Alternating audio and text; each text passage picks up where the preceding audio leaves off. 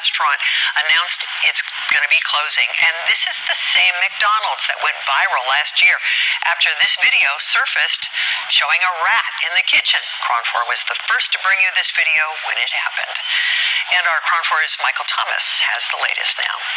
McDonald's workers here in downtown Oakland say last week the restaurant said they were closing completely and they weren't allowed to transfer to another store. Many saying now they're left without a job right before the holidays. We fight! We win! The strike drew more than 2 dozen workers and supporters rallying outside a location that had already made headlines last year after a video of rats in the kitchen went viral. The owner says those health issues were addressed and resolved at the time, but today's strike was about something else, the sudden loss of jobs just days before Thanksgiving, as the Jackson Street McDonald's is set to close this Sunday. One worker telling us through a translator she felt betrayed. For 8 years. We got a 10-day notice and we weren't given any other options. The owner of this McDonald's told KRON 4 in a statement, quote, "I've made the difficult decision to close my Jackson Street restaurant on November 30th. My organization is thankful to the local community for their years of support and to our hardworking crew members who showed up every day to serve our customers," end quote. McDonald's corporate says workers are welcome to apply at other locations, and customers there tell me the timing adds to the frustration. That's horrible timing, like right before Thanksgiving. Another employee, also speaking through a translator, said being told they'd lose their job in just 10 days was life-changing. We would have liked to be able to look for other options beforehand, and now we don't have options. The California Fast Food Workers Union also joined the strike, saying some employees have worked at the location almost 2 decades and should have been offered a transfer. It shows the way that McDonald's is treating his workers. Some of them are working here more than 17 years.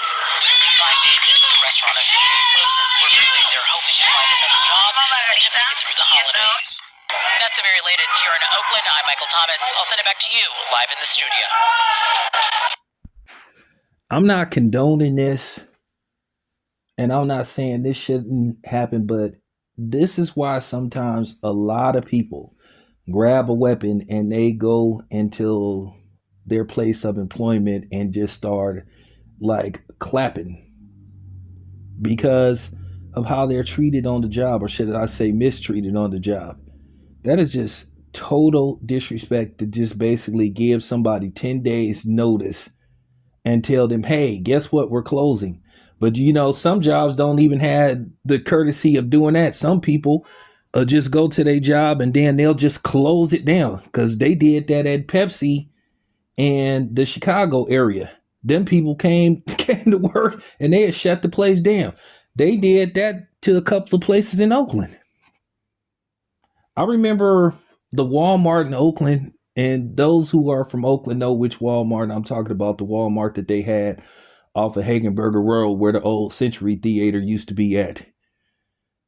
If I'm not mistaken, which by the way, that Walmart, they claim they closed down because they were losing too much money because of shrink losses. Shrink losses mean high theft.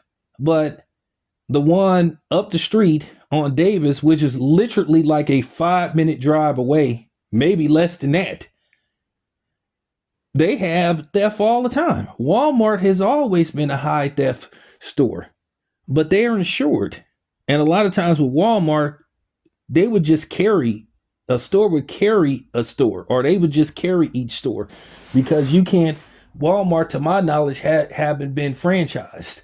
So basically, they're all under the Walmart umbrella, even Sam's Club. But they basically told them people who worked at the Walmart on Hagenberger in Oakland, they basically told them like on Thursday or Friday that Sunday would be their last day. These people were given 10 days notice, and a lot of times they do that so people can't go find another job, which that should be against the law. If there is a closure, they should at least, if a store or franchise or whatever the case may be, they should give their employees at least 60 days notice. It should be illegal to just close a facility down or a place of business down without giving the employees proper notice. Severance packages, all that kind of stuff. You know, when I worked at the Albertsons Distribution Center, which is now a Kaiser, and for those who don't know, if you're from the Oakland area, there used to be an Albertsons Distribution Center over there where it's now a Kaiser. They told us, at least they gave us the common courtesy. They told us within maybe a year and a half in advance that they were going to be closing the facility down, and they had sold it to Kaiser. So they gave us plenty of time to prepare. And that was because of the union. So they gave us options to transfer. They gave us, they helped us look for new jobs and all that kind of stuff. So, because I've been a Teamster for over 20 years. So they gave us the option. But for them to just tell them people, hey, guess what? We're closing in 10 days. That's fucked up. That's horrible. Now, I already had an issue with McDonald's because of the story that broke out about how they were treating black franchise owners and operators. But this just further solidifies why I'm not going to be going to McDonald's and patronizing McDonald's and giving them my money. And anyway, that shit ain't really good for you to begin with. You know, I'm reconstructing my whole diet, to be honest with you. And that's just real talk. But it's just horrible to just disrespect people like that. These people have families. They have family. They have children. They have people that depend on them. But they don't care. And then the dude didn't even give him a chance to, you know, look for other employment. They just basically was like, hey, man, 10 days, we closing. Y'all out of a job. Fuck y'all. That's pretty much what the owner told them people. Horrible. So, you know, with that being said, that's just real unfortunate. At the end of the day, I feel bad for those people. I don't know those people, but I feel bad for them because at the end of the day, they have families that they have to feed. They have bills that they have to pay, including car notes, rent, food, etc., etc. You know, it appears that they had a rat problem, but that goes beyond, you know, basically the species of rats. It just appears that the owner and the operator, Joseph Wong, was a rat bastard. And it appears that he probably owns more than one franchise.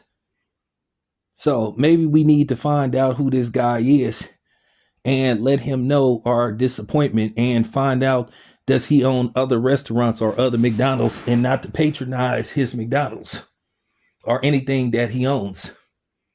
So if anybody can do some research on Joseph Wong, let me know.